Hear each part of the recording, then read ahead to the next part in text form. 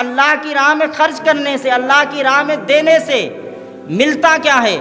اللہ کے رسول صلی اللہ علیہ وسلم فرماتے ہیں جو اللہ کی راہ میں ایک دیتا ہے اللہ تعالیٰ اسے کم سے کم 10 عطا فرماتا، کم سے کم 10 دیتا، ایک دینے والے کو کم سے کم 10 دیا جاتا ہے، کم سے کم، اور اگر خلوص اور نیت اچھی ہو تو 70 بھی دیتا ہے، 1,00,000 بھی دیتا ہے، کبھی کبھی بغیر حساب بھی عطا فرما دیتا ہے۔ یہ نیت میں جتنا خلوص ہوگا اللہ تعالیٰ اتنی ہی برکتیں عطا فرماتا ہے۔ آپ دیکھیں کہ حضرت موسیٰ علیہ السلام اللہ کے جلیل القدر پیغمبر کلیم اللہ، اللہ سے باتیں کرنے والے، ایک شخص آیا، کہا حضرت میں بہت پریشان رہتا ہوں روزی کے حوالے سے، اور مجھے بہت قلیل، بہت تھوڑی روزی ملتی ہے، آپ میرے لیے دعا کریں۔ توجہ نا، میری طرف دیکھیں، میرے لیے دعا کریں اللہ تعالیٰ میری روزی بڑھا دیں۔ حضرت موسیٰ علیہ السلام نے ہاتھ اٹھا دیا، اللہ اس کی روزی میں اضافہ کر دیں، اس کی روزی بڑھا دیں۔ کہا کہ کلیم اللہ اس کو روزی تھوڑی تھوڑی اس لیے دی جاتی ہے کہ اس کو جب تھوڑی تھوڑی روزی ملے گی تو یہ زیادہ دن تک دنیا میں زندہ رہ لے گا، اس کی عمر زیادہ رہے گی، اور جب اس کی روزی زیادہ دی جائے گی تو اس کی عمر کم ہو جائے گی۔ حضرت موسیٰ علیہ السلام نے اس کو بتایا، کہا تجھے روزی کم اس وجہ سے دی جاتی ہے کہ تو زیادہ دن تک دنیا میں زندہ رہ لے۔ اس نے کہا کہ نہیں، آپ اللہ سے دعا کریں کہ اللہ تعالیٰ میری پوری زندگی کی روزی مجھے ایک دن میں ہی عطا کر دیں، میری پوری زندگی کی روزی مجھے ایک دن میں دے دے۔ حضرت موسیٰ علیہ السلام نے دعا کی، اللہ تبارک و تعالیٰ نے قبول فرما لی، اس کی ساری زندگی کی روزی اس کو ایک دن میں عطا فرما دی۔ جب ایک دن میں، اب موسیٰ علیہ السلام سمجھے اب یہ انتقال کر جائے گا، اب یہ چلا جائے گا، لیکن اس نے کیا کیا، اسے روزی ملی، بہت ساری مل گئی، تو اس نے کیا کیا، غریبوں کو جمع کیا، لوگوں کو جمع کیا، اور سب کو اللہ کے نام پر کھانا کھلایا، اللہ کے نام پر خوب دولت لائی، سب کچھ لٹا دیا۔ 1-2 دن کے بعد موسیٰ علیہ السلام نے دیکھا کہ وہ پھر زندہ ٹہل رہا ہے، تو اللہ تبارک و تعالیٰ کی بارگاہ میں دعا کی، اللہ تو نے تو کہا تھا کہ اس کی ساری روزی اسے مل گئی ہے، اب یہ انتقال کر جائے گا۔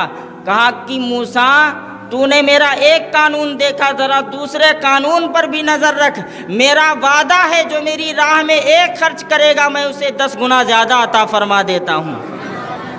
تو اگر آپ اللہ کی راہ میں دیں گے تو اللہ تعالیٰ ایک دینے پر 10 گنا زیادہ عطا فرمائے گا۔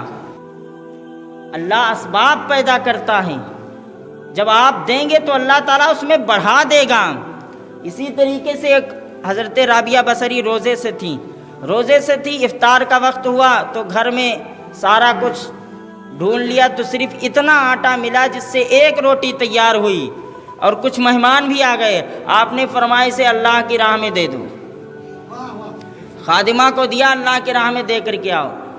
خادمہ سوچ رہی تھی ایک تو مہمان بھی آ گئے ہیں، 1 روٹی ہے وہ بھی اللہ کی راہ میں دلوائے دے رہی ہیں، اب یہ مہمان کیا کھائیں گے اور ہم لوگ کیا کھائیں گے؟ لیکن اللہ پر یقین ہونا چاہیے، اللہ پر توکل ہونا چاہیے۔ اللہ مدد اسی وقت کرتا ہے جب اللہ پر یقین پختہ ہوتا ہے۔ اگر یقین ہو جائے تو اللہ تبارک و تعالی موسیٰ علیہ السلام کو فرعون کے گھر میں بھی محفوظ رکھتا ہے، فرعون کے گھر میں بھی دشمن کے ہاتھوں ان کی پرورش کروا لیا کرتا ہے، لیکن یقین پختہ ہونا چاہیے۔ دے دیا، کچھ دیر میں ایک خاتون لے کر کے کچھ روٹیاں آئی، کہا کتنی ہیں؟ کہا 9 روٹیاں ہیں یا 8 روٹیاں ہیں، کہا میری نہیں ہے، لے جاؤ یہاں سے۔ وہ لے کر کے چلی گئی۔ دوسری آئی، کہا کھانا لے کر کے آئے ہیں، کہا کتنی روٹیاں ہیں؟ کہا 10 روٹیاں، کہا ہاں یہ میری ہیں، لاؤ مجھے دو۔ پھر رکھ لیا، کہا ملکہ، حضرت رابعہ بصری سے اس خادمہ نے کہا ملکہ آپ نے 1 روٹی خیرات کروا دی، پھر وہ 9 لے کر کے آیا یا 8 لے کر کے آپ نے اسے واپس کر دیا۔ کہا بات یہ ہے کہ میرے اللہ کا وعدہ ہے کہ میری راہ میں 1 خرچ کرو گے میں اس کے بدلے تمہیں 10 عطا کروں گا۔ دیکھیں نا حضرت عثمان غنی کتنا خیرات کرتے تھے، کتنا لوگوں کو مدد کرتے تھے، لیکن پھر بھی کبھی ان کے خزانے میں کمی آئی؟ بولا کریں کچھ، آئی؟ نہیں آئی۔ حضرت ابو بکر صدیق کتنا خیرات کرتے تھے، خزانے میں کمی نہیں آئی۔ حضرت غوث اعظم میرے پیر و مرشد، میرے آقا سرکار غوث اعظم رضی اللہ تعالیٰ عنہ ایک ایک دن میں اتنا خیرات کرتے تھے جتنا ہم اور آپ سوچ بھی نہیں سکتے ہیں، اتنا خیرات کرتے تھے۔ اور جس طرح ہمیں مال دینا ہے، مسجد میں دولت دینا، اپنا چندہ دینا، اسی طرح مسجد کو آباد بھی کرنا ہے کہ ہم اپنی عبادت گاہوں کو آباد کریں گے تو لوگ آنکھ اٹھانے کی بھی جرت نہیں کریں گے۔